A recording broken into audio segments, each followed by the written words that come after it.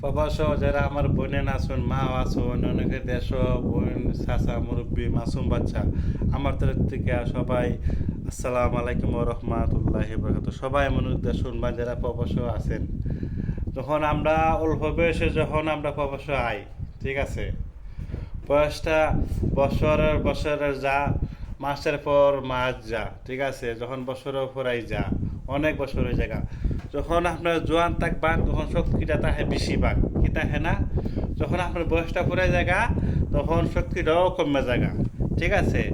তো বয়সের সময় যদি আপনি যদি 5 ওয়াক্ত নামাজ না পড়েন, তো কি খবরে গিয়ে নামাজ পড়বেন?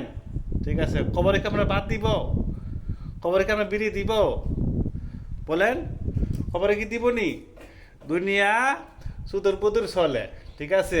আমার আল্লাহ পাকে দ্বারা সুদূর বুদুর চলে না, একটা ফসল পরিমাণ থাকবো না।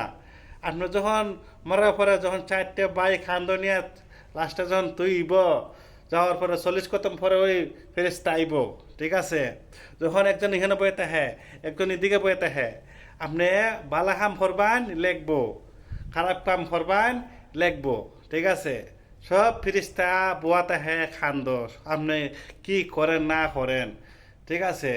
কাটাখাটি মারামারি ধরাধরি দুনিয়া চলে, কিন্তু আমার আল্লাহ পাকে ধরে চলবো না ভাই বোন, চলবো না। সব কিছু নাচানাচি দুনিয়া চলবে, তুইখানে চলবো না।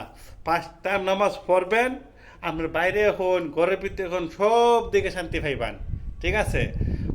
করতে করতে আল্লাহর বন্দিগি করতে করতে জিকির পড়তে করতে মুতুশিব পড়তে করতে আপনার জিন্দগি খাটান। আল্লাহ পাকে আমরা সরল সত্যি রাখুক, দোয়া করি সবাই সুস্থ কথা হোক।